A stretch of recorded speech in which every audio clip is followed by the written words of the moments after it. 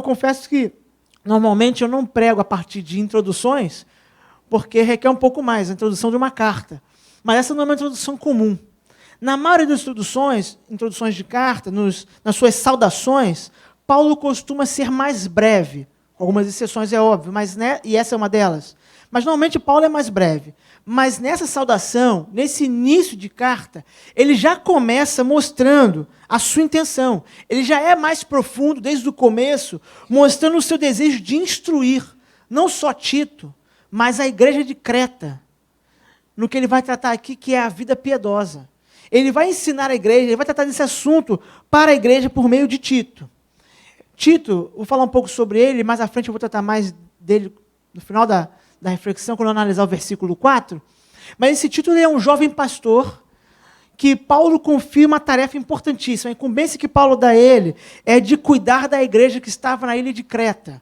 O versículo 5, que nós não lemos, mas vamos ler agora, diz assim, vai aparecer aqui no slide.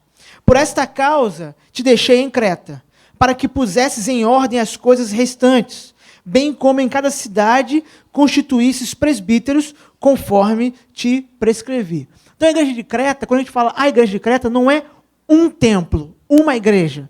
Creta é uma ilha, tem diversas cidades e vilarejos, alguns deles com algumas igrejas que geralmente se reuniam em casas, e Paulo dá essa tarefa de supervisionar, de pastorear e supervisionar essas diferentes igrejas da região para esse jovem pastor Tito. O público alvo, digamos assim, para usar uma terminologia da atualidade, né? Quem vai ouvir essa mensagem, quem vai ser pastoreado por Tito, não eram pessoas fáceis. Não era gente muito fácil de tratar. Há uma descrição no próprio capítulo 1, a partir do versículo 12, vai aparecer aqui também, feito por um cretense, que Paulo diz, e esse testemunho é verdadeiro. Diz assim sobre os cretenses, o apóstolo Paulo concordando com outro cretense. Os cretenses, sempre mentirosos, feras terríveis, ventres preguiçosos. Tal testemunho é exato. Portanto, repreende-os severamente, para que sejam sadios na fé, e não se ocupem com fábulas judaicas, nem com mandamentos de homens desviados da verdade. Então, Paulo vai escrever uma carta de cunho prático, de aplicação da fé cristã. Essa carta vai chegar à mão de um jovem pastor que tem como tarefa cuidar de igrejas numa região onde as pessoas, segundo a descrição dos próprios cidadãos, e Paulo concorda com essa descrição, tem esse perfil difícil. Gente indolente, que não é fácil de ser tratada, de ser cuidada, porque não ouve facilmente, não obedece facilmente, por isso eles têm que ser orientados.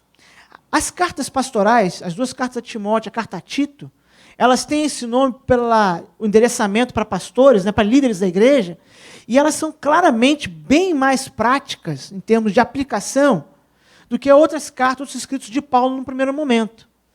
Por isso, eu creio que essa leitura dessas cartas pode nos ajudar a acabar com essa falsa ideia de que Paulo e Tiago estão disputando sobre qual é o evangelho, se é teoria ou se é prática. Os outros estão dizendo que é as duas coisas. Tiago também diz a mesma coisa, mas eu vou me deter no que Paulo disse nessa carta. Só para nós entendermos um pouco da estrutura da carta, vai aparecer uma divisão bem simples da carta. O conteúdo é doutrina e dever. Como? Doutrina e dever na igreja, versos 5 a 16 do capítulo 1, doutrina e dever no lar, capítulo 2, versos 1 a 15, e doutrina e dever no mundo, ou na sociedade, capítulo 3, versos de 1 a 11. O que está sendo dito nessa carta é que a sã doutrina, ela tem implicações práticas nas esferas da vida, seja na esfera da igreja, no lar ou na sociedade. A sã doutrina, o que nós cremos ser o evangelho, vai afetar essas áreas da nossa vida. Igreja, lar e sociedade. E esse é justamente o ponto central que é dito logo no começo. O que Paulo está apresentando no endereçamento da carta, nas suas saudações, é isso. Que a vida piedosa que se espera de um cristão, ela tem fundamento básico naquilo que esse cristão acredita. O que você e eu, o que nós fazemos no nosso dia a dia, está conectado àquilo que nós acreditamos. Não dá para ser de outra forma. Talvez eu tenha dito aqui de um exemplo simples em relação a isso, como são os noticiários. A gente vê uma notícia, por exemplo, aconteceu uma tragédia, um crime, um assassinato, e aí às vezes o repórter diz algo do tipo, as motivações ainda não são conhecidas. até a loucura de tirar a vida de alguém, nós achamos que precisa ter uma motivação. A loucura de matar o outro parece que tem que ter uma crença antes, uma motivação, um interesse. Eu tenho que acreditar em alguma coisa antes para fazer essa loucura. E se é assim para o homicídio, quanto mais todas as coisas que nós valorizamos como importantes, e de fato são, a nossa vida é pautada pelo que a gente acredita. E o que a gente acredita é ajustado quando nós ajustamos, o que a gente faz é ajustado quando nós ajustamos o que acreditamos. Essa é a premissa, esse é o ponto básico da fé cristã, que nós podemos dar muitos nomes para explicar, mas é isso que Paulo está tratando nessa carta, e já começa a mostrar isso na introdução. Ele vai começar a explicar essa sua posição. Eu queria passar, então, verso a verso, para tentar entender o que ele está prestes a dizer para Tito, vai dizer em toda a carta, mas já começa a falar nesses primeiros versos. E eu vou usar algumas perguntas, fazer algumas perguntas aos versículos, para nós, então, dos versículos, trairmos algumas respostas. Sempre que eu faço o sermão estruturado com perguntas, eu lembro do Stuart Olyott, que ele diz que tem que fazer pergunta para o texto bíblico. Stuart Olyott é o autor daquele livro sobre Jonas, um livro fininho, excelente. Talvez o melhor livro sobre Jonas que já foi escrito, pelo menos o que eu conheço é o melhor. E ele diz que tem que fazer pergunta para o texto, e eu acho que isso pode nos ajudar nessa manhã. A primeira pergunta, logo para o versículo 1 que a gente faz é: quem está orientando essa igreja e com que autoridade está sendo orientado? Apareceu aqui o versículo 1 com um destaque. Paulo, servo de Deus e apóstolo de Jesus Cristo. A saudação apostólica, ela serve para mostrar aqui a autoridade que Paulo vai botar em contraste com os falsos mestres. O que está dizendo é, quem está dizendo aqui agora é aquele que o Senhor comissionou como apóstolo, diferente desses que estão ensinando outras coisas aí entre vocês.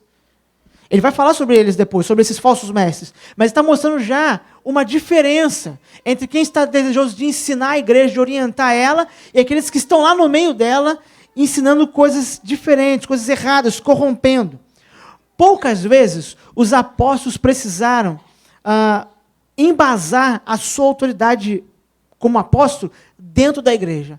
Fora da igreja isso era muito comum. Por exemplo, no início da igreja, Pedro e João são questionados por ter curado um homem à porta do templo. A pergunta do Sinédrio é: com que autoridade fizeram isso? A autoridade apostólica ou da igreja, dos cristãos, era questionada pelo mundo o tempo inteiro. Mas dentro da igreja não era um fenômeno tão comum. Acontecia poucas vezes. Mas Paulo, estranhamente para nós hoje, olhando do século XXI, Paulo talvez seja o que mais foi questionado sobre a sua autoridade como apóstolo. Ele precisou defendê-la em outros momentos. E isso acontece aqui também, ele vai defender a sua autoridade para falar, isso já começa se declarando apóstolo do Senhor. E ele vai falar sobre isso, por exemplo, em 2 Coríntios, capítulo 12, verso 17. Olha o que ele diz para a igreja de Corinto. Porque nós não estamos, como tantos outros, mercadejando a palavra de Deus. Antes, em Cristo, é que falamos na presença de Deus com sinceridade e da parte do próprio Deus. O que Paulo está mostrando, assim como ele mostrou para a igreja de Corinto, é que o que ele está dizendo não é dele. O que ele tem para dizer para aquela igreja que Tito deve transmitir, não foi ele que criou. Ele é um apóstolo. Essa palavra, de forma mais simples, ela significa enviado. A gente podia até traduzir como um tipo de missionário. Apóstolo não quer dizer chefe. Apóstolo não quer dizer dono. Enviado. Aqueles cristãos, quando ouviram essa palavra, eles entenderam isso. Eu sou um enviado da parte de Deus, trazendo uma mensagem para vocês. Essa mensagem não é minha. Eu sou um embaixador dele, eu sou um representante dele. Eu transmito um recado de outro. O que eu vou falar, diferente daqueles que estão entre vocês disseminando ideias, filosofias e pensamentos, eu não criei. Não é isso que eu quero falar, não é porque eu quero. É o Senhor que está me enviando. Ele tratou de defender a autoridade apostólica em Corinto, porque ela foi questionada por alguns partidos que surgiram dentro da igreja, né? Inclusive alguns diziam que eram de Paulo, mas outros diziam que eram de Pedro e de Apolo. Ele tem que combater esse partidarismo, não para defender, como a gente diz em português, a sua sardinha, para a sardinha para o seu lado, mas para dizer, não tem ninguém de Paulo, de Apóstolo e de Apolo. Todos são de Cristo. Mas ele vai defender a sua autoridade. E aqui, na igreja de Creta também, o que ele tem para dizer não é dele. Isso deve nos ensinar algo importante. Quando nós buscamos instruir sobre o que é sã doutrina, estudar sobre o que é sã doutrina, temos que verificar quem está ensinando. Não para ver se tem a vida perfeita, porque isso é impossível. John Stott vai dizer que nenhum pregador vive à altura do que prega. Porque se vive, está pregando muito baixo. O nível da pregação tem que ser muito superior ao nível da vida do pregador. Eu tenho que pregar muito acima daquilo que eu vivo e junto com os irmãos ir naquela direção pela força do Espírito. Mas o que nós temos que olhar é com que autoridade isso me é dito. Quando alguém diz a igreja é assim, ou a doutrina é dessa maneira, ou esse aspecto teológico deveria ser assim, quem diz? Com que autoridade? Qual é a base? O apóstolo Paulo está dizendo. Eu estou dizendo isso para vocês porque eu sou apóstolo do Senhor. Eu fui enviado por Ele para isso. Para ensinar vocês, para instruir.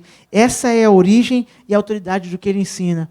Assim como quando Pedro e João são questionados pelo Sinédrio sobre a autoridade, eles vão dizer, olha, essa autoridade só tem um lugar, só tem um embasamento. É o nome de Jesus Cristo. A autoridade da igreja, a autoridade do ensino, não é de quem ensina. A gente olha para quem ensina, para saber se ele está embasado em Deus, seguindo submisso à vontade de Cristo. A gente precisa avaliar, precisa observar.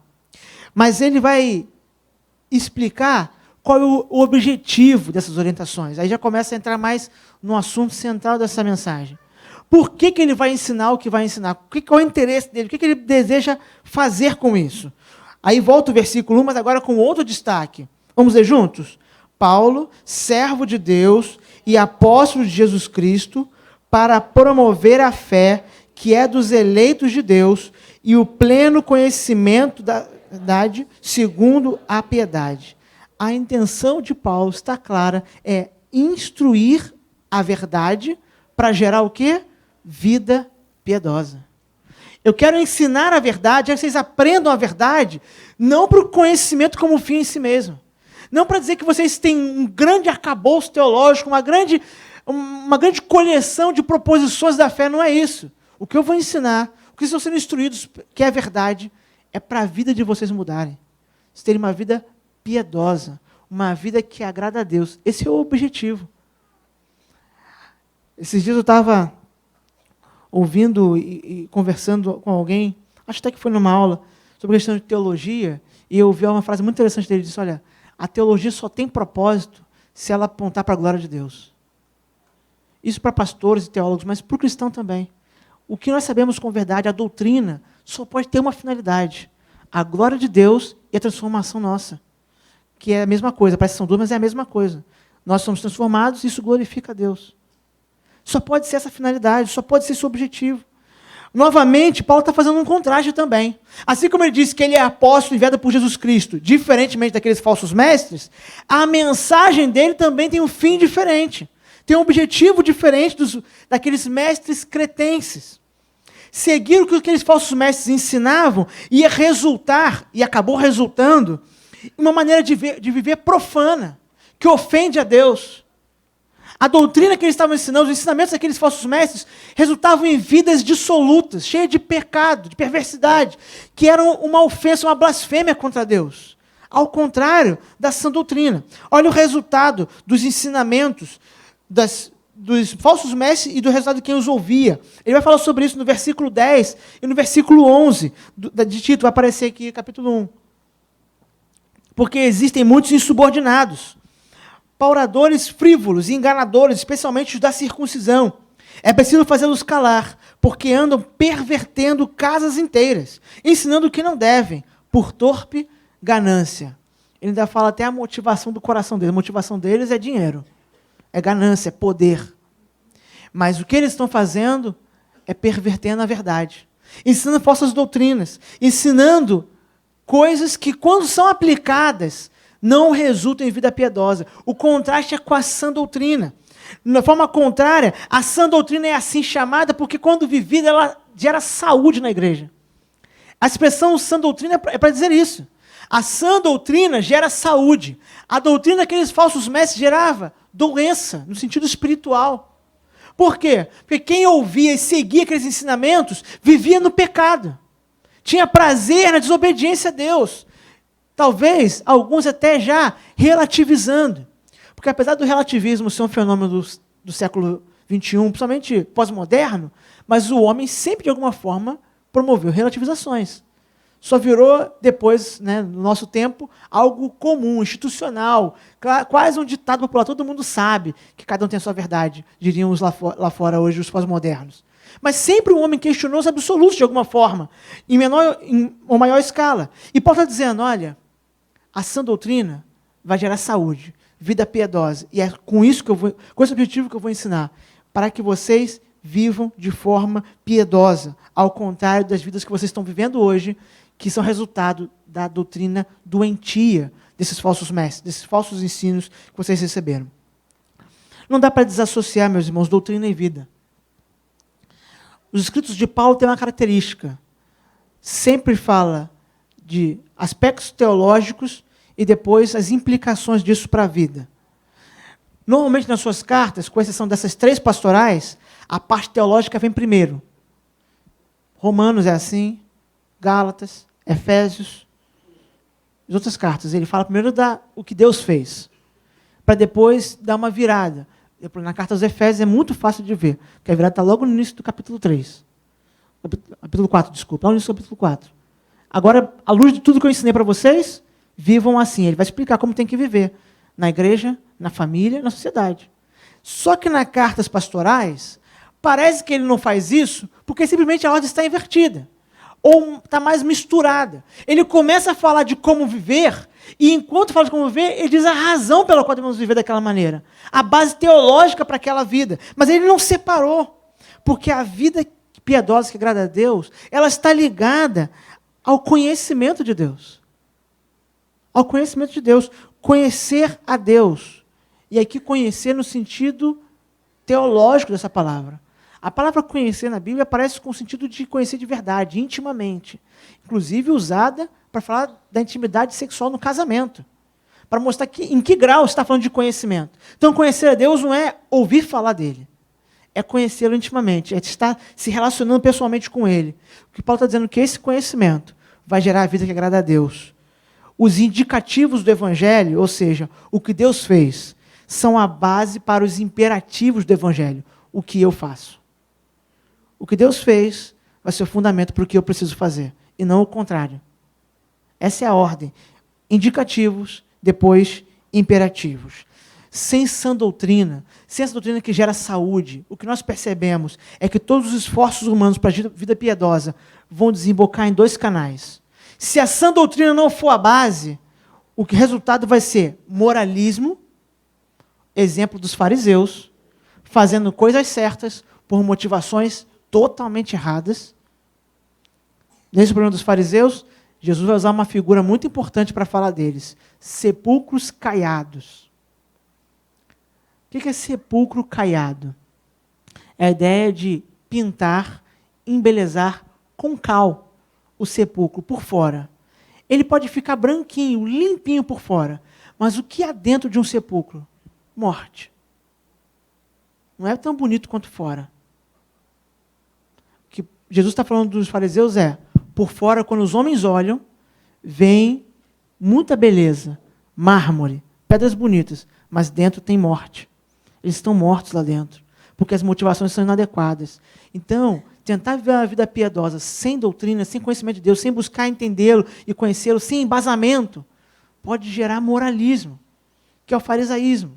É achar que eu posso fazer coisas certas por mim mesmo e cobrar de outros, jogar julgo sobre os outros, vivendo uma vida hipócrita muitas vezes. Porque o moralismo vai, no final das contas, resultar em hipocrisia, porque ninguém pode viver vida perfeita.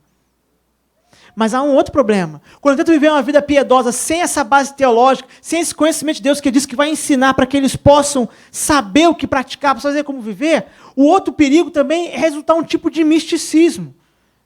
Que nos tempos do Novo Testamento, no final do Novo Testamento, vai surgir, por exemplo, na face do gnosticismo.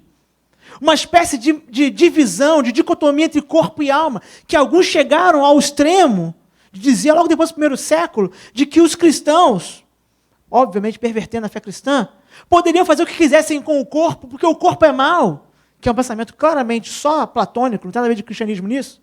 O corpo é mau e não importa o que se faz com ele. O que importa é a alma estar pura.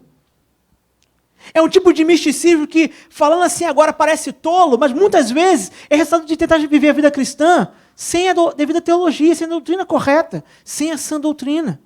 Por quê? Porque aí tudo tem que ser místico. Eu tenho que apelar para amuletos, superstições, porque eu não tenho fundamento. Infelizmente, muitos ciclos e muitos irmãos nossos individualmente têm vivido no engano, porque como falta sã doutrina, se apegam a qualquer coisa que aparece dar firmeza.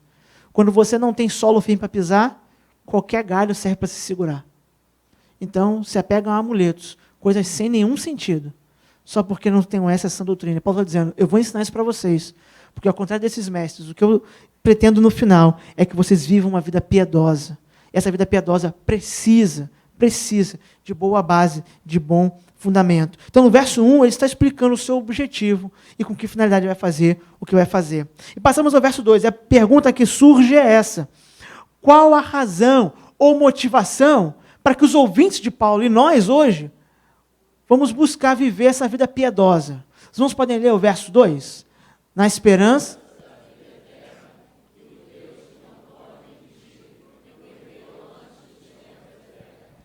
A razão pela qual vale a pena viver essa vida piedosa, meus irmãos, é a vida eterna. Esse é o prêmio. O prêmio não no sentido de que a vida piedosa me faz ganhar a vida eterna, mas é o contrário. A proposta cristã é, porque você ganhou a vida eterna, porque ela foi recebida, vale a pena viver a vida piedosa diante dos maiores obstáculos. Porque eu já recebi o prêmio. E nisso a fé cristã ela é única. Todas as religiões do mundo, os homens caminham se esforçando para no final serem declarados justos diante da divindade que servem. No cristianismo, você é declarado justo para depois caminhar diante da divindade que você serve, que é o Senhor Jesus Cristo e o nosso Deus. Você é declarado justo no começo da trajetória. Então, o que Paulo está dizendo é, a razão pela qual o que eu estou ensinando é importante, porque essa vida piedosa é importante, é por causa da nossa esperança na vida eterna. Que nós temos esperança naquilo que nos foi prometido da parte de Deus. Por aquilo que Deus nos conferiu como prêmio. Agora nós temos uma motivação adequada para viver de forma a agradar ao Senhor. 2 Coríntios 5, 14 e 15. Confesso que é um texto que eu repito em muitas mensagens, mas os irmãos não se incomodem, porque a palavra de Deus não é minha. Diz assim o apóstolo Paulo: pois o amor de Cristo nos constrange. Julgando nós isso, um morreu por todos, logo todos morreram. E ele morreu por todos para que os que vivem não vivam mais para si mesmos, mas para aquele que por eles morreu e ressuscitou. Falei sobre isso no último culto pro nobis, explicando esse texto. A palavra constrange aqui é a ideia de uma mola, um impulso que empurra, que vai te levar. Imagina uma mola poderosa sob tensão. E ela começa a devolver aquela força, de maneira que você não pode resistir. É esse tipo de expressão que Paulo está dizendo assim. Esse constrangimento não é constrangimento no sentido de gerar vergonha. É constrangimento no sentido de que, diante daquilo que eu recebi, eu não posso dizer não. Diante daquilo que me foi dado, o que é pedido de mim não é nada. Perceba, não é porque agora eu vou viver a vida piedosa para pagar a graça que recebi. Não. Eu vou viver a vida piedosa como gratidão pela graça que recebi. Porque se eu pagar, vai deixar de ser graça. Então, eu não pago no começo e nem pago no fim. É graça todo o tempo, é graça do início ao fim. Diante da perseguição, meus irmãos, diante das humilhações, por que alguém deveria viver a vida de obediência a Deus? A resposta é essa. Paulo está respondendo exatamente isso. A igreja que está ouvindo essa mensagem, naquele tempo, alguns cristãos estavam debaixo de privações graves por causa do cristianismo. E por que eles deveriam permanecer fiéis? Por causa da vida eterna que receberam. Por causa da esperança da vida eterna. Essa era a motivação.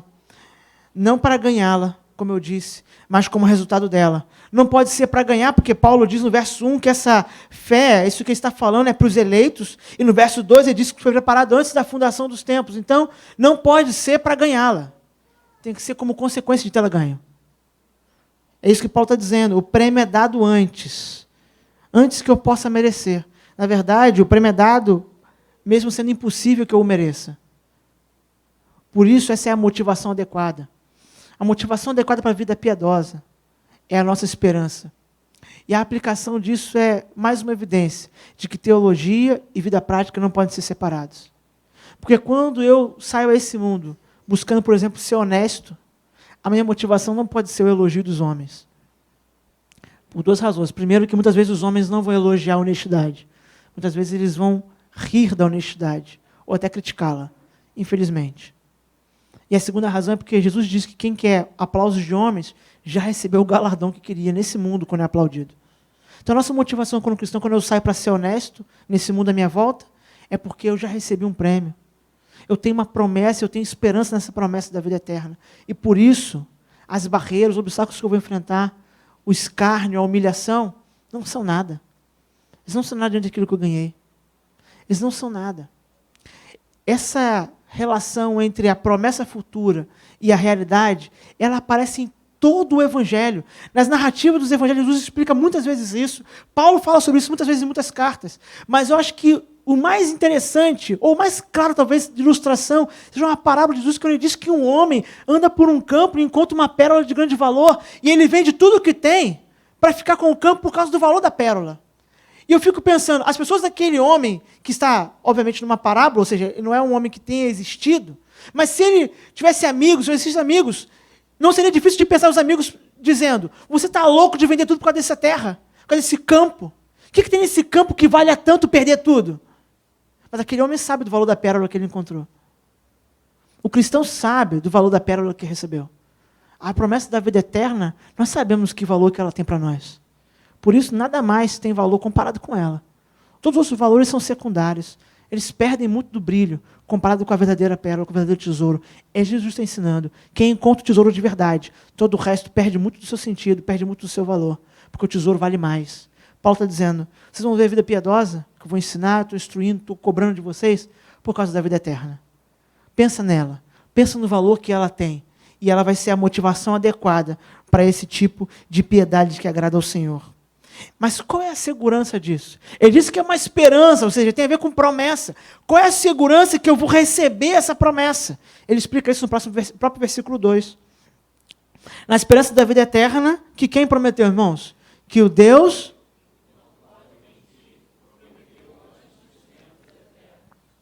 A vida eterna foi prometida por Deus. E assim eu posso confiar que eu vou receber. É isso que Paulo está dizendo de forma mais simples possível. Está explicando que ele vai falar, ele é enviado por Deus, ele é apóstolo do Senhor Jesus Cristo, para falar sobre o conhecimento de Deus, para que esse conhecimento, ou seja, essa teologia, essa doutrina, implique em vida piedosa, a motivação para aparentemente estar sacrificando coisas importantes para a vida piedosa, porque essas coisas não são tão importantes comparada com a esperança que nós temos. E a nossa confiança é que essa esperança tenha passado numa promessa que não foi feita por homens. Essa promessa não foi feita por Paulo. Não foi Paulo ou Tito que disse para aqueles irmãos, olha, confiem na vida eterna. Não foi isso. Foi o Senhor. O prêmio da corrida está garantido porque ele não foi prometido por homens. Foi Deus que falou, e Paulo está dizendo. E esse Deus não mente, ele não falha. E é interessante porque ele vai dizer, mesmo nesse, é só a introdução da carta, ele vai mostrar que há evidências para confiar que Deus não falha. Versículo 3, que é o único verso que eu não vou expor de forma tão detalhada, ele vai mostrar que nos tempos devidos manifestou a sua palavra, ou seja, ele mostrou, por meio de quê? Pela pregação que foi confiada por mandato de Deus, nosso Salvador. Ele está dizendo, Deus já mostrou que ele é cumpridor de promessas, porque no tempo adequado, essas promessas se cumpriram na pessoa de Cristo. Deus já mostrou que em Cristo ele cumpre promessas, que em Cristo ele honra aquilo que havia anunciado ao seu povo. E por isso a promessa da vida eterna é confiável. Por isso nós podemos ter essa promessa como algo que receberemos da parte de Deus. Hebreus capítulo 1, versos 1 e 2. Vamos ler juntos? Havendo Deus outrora falado muitas vezes e de muitas maneiras aos pais pelos profetas, nesses últimos dias nos falou pelo Filho, a quem constituiu herdeiro de todas as coisas, pelo qual também fez o universo. O autor de Hebreus começa a carta dizendo, olha, Deus falou pelos profetas, mas agora fala pelo Filho. Esse não é um contraste para dizer, os profetas já falaram, não presta, está no passado, o que importa agora é que o Filho falou. Não, é para mostrar continuidade. Deus falou pelos profetas, prometendo quem? O Filho. Agora o Filho veio para revelar Deus. É continuidade. Porque a carta de Hebreus é só para mostrar isso. Há continuidade entre as promessas do Antigo Testamento feitas a Israel e a vinda do Messias, Jesus Cristo. A carta é toda para mostrar isso. Jesus Cristo é o sacerdote, é o sacrifício, é o tabernáculo. É só para mostrar isso. Capítulo 11, os heróis da fé, é para dizer o quê? Que Abel, Noé, Enoque, Abraão e esses outros homens todos confiaram nessa promessa, de que há continuidade entre a promessa e seu cumprimento no Messias. Nós sabemos que Deus é cumpridor de promessas. Nós sabemos, nós que já o conhecemos, sabemos que podemos confiar nele. Às quartas-feiras, já umas 3 semanas pelo menos, nós temos lido na hora de intercessão o Salmo 9, verso 10. Fui eu que coloquei lá, porque é um salmo que eu gosto muito de usar esse versículo. Que diz que, basicamente, aqueles que conhecem ao Senhor sabem que podem buscá-lo, porque sabem que o Senhor não desampara os que o buscam.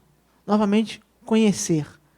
Paulo está dizendo, olha, o que eu vou instruir vocês, e eu espero que gere vida piedosa, vai ter um custo, mas diante da promessa, a esperança da promessa não é nada. E você pode confiar que essa esperança vai se cumprir. Por quê? Porque quem prometeu foi Deus, que não pode mentir.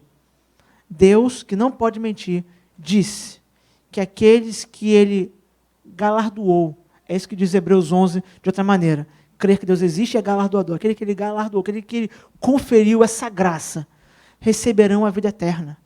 E essa promessa não pode ser revogada por homem algum, nem anulada por ninguém.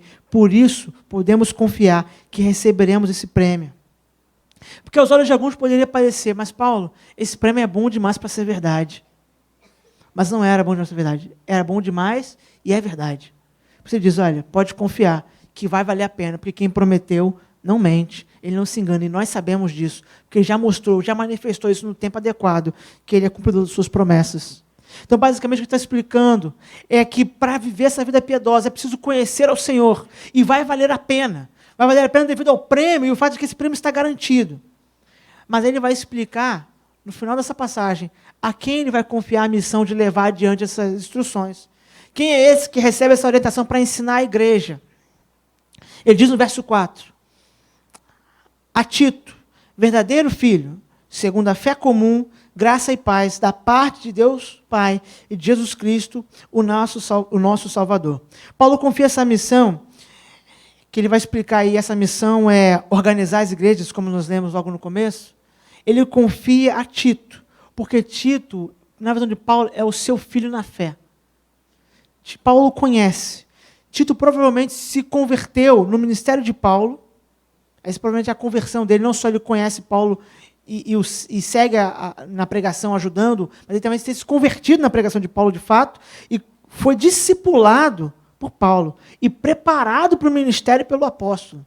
Tito, depois do que ele aparece na história de Paulo, nas narrativas, ele não desaparece mais. Mesmo quando ele não está ao lado de Paulo fisicamente, sempre é mencionado por Paulo, está conectado ao ministério. Então, depois da sua conversão, ele é ensinado por Paulo e treinado para o ministério pelo próprio apóstolo. Paulo sabia que podia confiar na capacidade de Tito, que sabia fazer o que precisava ser feito. E a evidência disso foi as cartas que Tito levou para a igreja de Corinto. Quem levou as cartas para Corinto foi Tito. Paulo sabia que ele tinha capacidade de cumprir aquilo que estava sendo orientado, que ele era fiel em fazer o que era orientado. Mas Paulo também sabia que podia confiar na integridade de Tito, na sua honestidade, porque Tito levou as ofertas para Jerusalém. A coleta feita em prol de Jerusalém, dos cristãos de Jerusalém, foi levada por Tito. Porque naquele tempo não tinha como fazer transferência bancária. Não tinha TED. Tinha que levar o dinheiro em espécie, em estradas perigosas. E Tito levou e tudo chegou lá. Paulo sabia que a capacidade de ter a integridade dele eram confiáveis. Ele sabia quem era esse jovem pastor, porque ele o conhecia como um filho na fé. Então ele confia essas instruções a alguém que ele sabe que vai levá-las adiante, não de forma perfeita, mas vai se esforçar para isso. Muitas vezes, nós temos uma dificuldade de fazer isso que Paulo está fazendo aqui. De confiar a outros essa missão, essas orientações e instruções, seja para ensinar a doutrina, ou seja para levar adiante instruções, ensinar a verdade. É óbvio que no âmbito da igreja, na aplicação da igreja, o ministério do ensino está ligado ao ministério da palavra, seja pela pregação ou os professores, aqueles que estão ministrando em classes, por exemplo, em estudos bíblicos específicos. Mas, de uma forma, todos nós somos chamados para ensinar. Todos nós somos chamados para fazer isso que Tito vai ter que fazer. Ouvir a mensagem e levar para outros. Mas, às vezes, nossa dificuldade é dupla. Ou a dificuldade é nossa, porque nós não confiamos, ou porque nós não enxergamos em outros gente que realmente nasceu de novo. Nós confiamos na integridade, nós confiamos nas capacidades. Mas nós precisamos pedir ao Senhor de mais gente que possamos confiar e delegar isso. Paulo sabia que ele não podia ir a Creta resolver tudo. Não tinha condições de supervisionar todas as igrejas. Você precisou confiar a outro. Mas o verso 4 vai mostrar algo ainda mais profundo em relação a isso, e aí mais aplicável a nós ainda. É a expressão que aparece logo depois, que é a expressão segundo a fé comum. Algumas versões trazem uma maneira de entender melhor esse versículo, que é a fé que nos é comum. Porque comum aqui não é a ideia de ordinário. Não é a ideia de algo que não tem nada de extraordinário em si. Não é esse o conceito de comum aqui. A ideia de comum aqui é a fé que Paulo e Tito têm em comum. A base da confiança de quem Tito vai cumprir essa missão de ensinar a sã doutrina para que gere piedade é que Paulo e Tito têm uma fé em comum. Paulo não se coloca como superior a Tito. Paulo, o apóstolo, não se vê como alguém acima dele. Ele é o pai na fé dele, mas a fé que eles possuem é comum, ou seja, é a mesma. Mesmo o grande apóstolo não se considerava numa esfera de fé superior, nem em comparação com o jovem pastor e nem em comparação com os pagãos cretenses que ouviram essa mensagem. Paulo diz que essa fé é comum entre eles. A verdadeira fé, o verdadeiro conhecimento de Deus que gera piedade, é comum entre eles. Não há supercrentes. Por isso que alguns títulos em nossos dias são perigosos, além de serem erros absurdos do significado. Por exemplo, o famoso levita. É um título ligado à tribo de Levi e ao serviço no templo. Não tem nada que implique que esse título deve ser usado por músicos. A não ser que eles tenham o poder de levitar, né? Que aí a gente usa sobre outra conotação, levita, levitar, né? Esse título só serve para separar, para elevar a um certo tipo de patamar espiritual de serviço. E o jovem sabe disso, que tem gente que inventa mais títulos. Já falei para ele sobre esse. Há um tempo atrás, tem muito tempo isso. Eu ouvi o cara falando sobre os gaditas. E eu fiquei curioso na época. O que é negócio de gadita, né? Porque eu falava assim, vem se juntar e ser um gadita de Deus. Eu falei, rapaz, gadita de Deus. E eu fui pesquisar e fui ver a descrição. E aí o camarada dizia isso na internet, sempre na internet, né? Que os gaditas, aí ele cita o texto onde a tribo de Gade, depois de receber a sua herança, é chamada para lutar com outras tribos em prol da sua herança na Terra Prometida, já tendo a sua herança garantida. E ele vai dizer, baseado nisso, os gaditas são aqueles que lutam em oração pelos outros irmãos. Mas sabe o que eu entendi quando ele falou isso? Na verdade é o seguinte, se você toca ou canta, você é levita. Se você é desafinado, você é gadita. É isso que ele queria dizer. Se é desafinado, não se sinta mal, seja gadita. Mas esses títulos, meus irmãos, só servem para um tipo de elevação espiritual que não existe. Nós somos pessoas iguais. É por essa razão que o cristianismo, desde o começo, chama as pessoas de irmãos. Porque irmãos são do mesmo patamar diante do Pai. Não tem diferença, não tem distinção. Por isso, se você me chamar de irmão, não fico constrangido, não. Não chamei de irmão e é pastor. Irmão, eu sou irmão na fé. Irmão na fé. O apóstolo Paulo disse, olha, essa fé que nos é comum, é por causa dela que eu confio nesse rapaz que está enviando a carta, porque a carta vai ser lida para os cretenses. E os cretenses querem saber por que Tito tem autoridade para fazer isso que Paulo está dizendo. Porque nós temos uma fé em comum, nós temos uma fé igual, nós somos o mesmo patamar. A vida piedosa que Paulo espera, que na verdade é a vida piedosa que Deus espera, ela é a mesma para Paulo, para Tito, para os cretenses e para nós. Por isso que nós precisamos edificá-la nas mesmas bases. O fato dessa fé ser comum quer dizer que a fonte tem que ser a mesma. A vida piedosa que nós admiramos dos homens cristãos e mulheres cristãs do passado tinha uma base, sã doutrina. E se nós temos a fé em comum com eles, a nossa base para a vida piedosa precisa ser a mesma, sã doutrina. Conhecimento de Deus.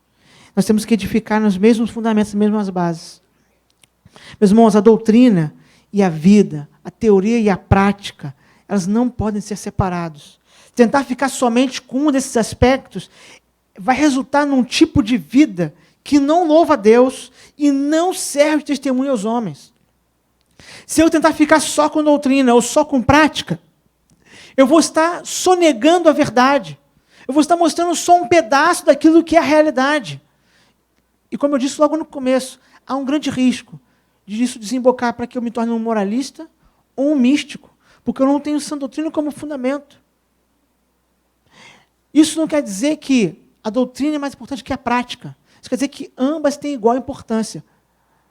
Há um tempo atrás, antes de eu ler a última passagem, o último versículo dessa manhã, eu vi uma postagem muito interessante, o pastor Jay Bauman, que já esteve aqui, citando o grande mestre Dr. Lloyd Jones, dizendo que há uma grande diferença entre o que é o Evangelho e as implicações do Evangelho.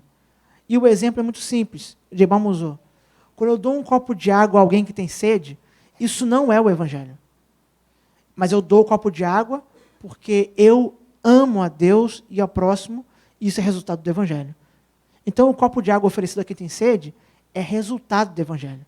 É a implicação do Evangelho que me transformou, me fazendo menos egoísta, menos insensível à necessidade de outros. Então, há uma diferença entre o Evangelho, ou seja, o seu conteúdo, que transforma, e os resultados, as implicações dele. Paulo está falando de implicações e aplicações, a vida piedosa.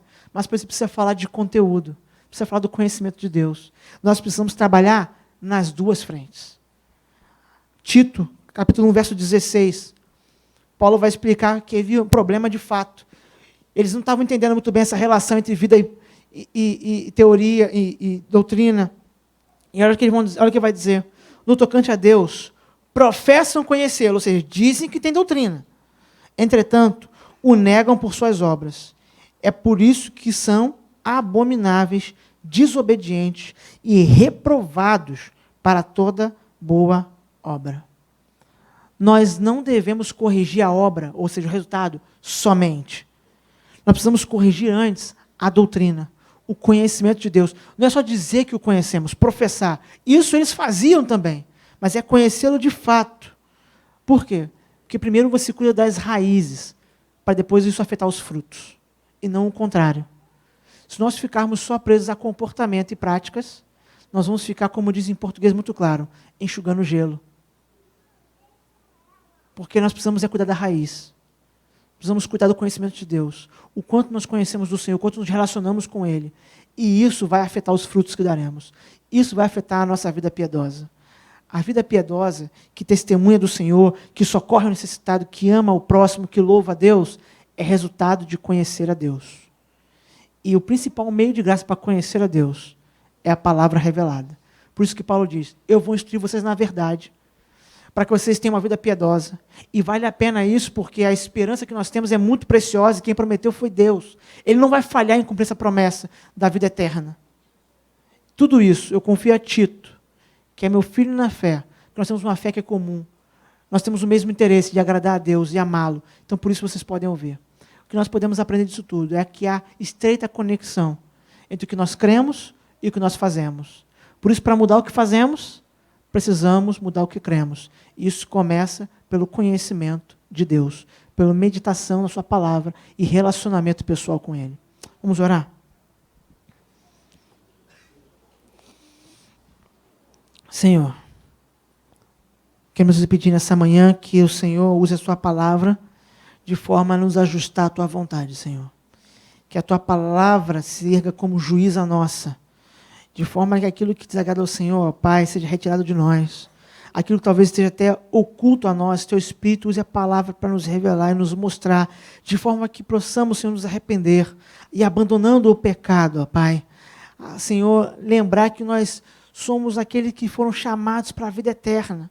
O Senhor, ó Pai, de forma soberana e graciosa, nos chamou para isso, sem que merecêssemos, ó Pai. E agora, baseado nesse prêmio, nós somos constrangidos a viver de forma piedosa. Nos ensina, então, por Tua palavra, Senhor, na comunhão contigo, o que requer essa vida piedosa, ó Pai.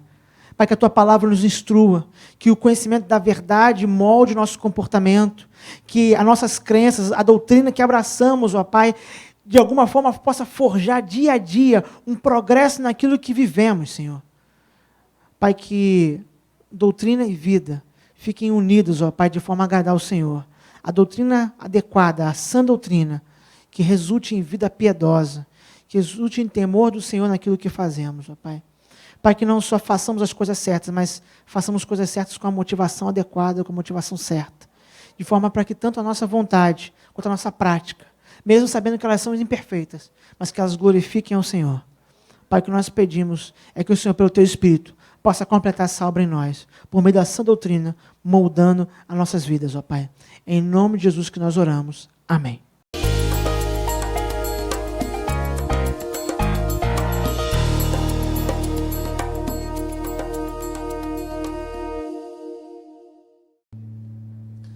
Tu és fiel, Senhor,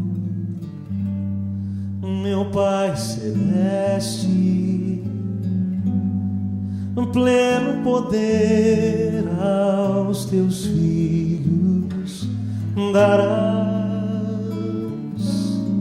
Nunca mudaste, tu nunca faltaste, tal como eras, tu sempre serás. Vamos juntos? Tu és fiel, Senhor, tu és fiel, Senhor, dia após dia, com bênção sem fim. Tua mercê me sustenta e me guarda. Tu és fiel, Senhor, fiel a mim. Flores e frutos, montanhas e mares, sol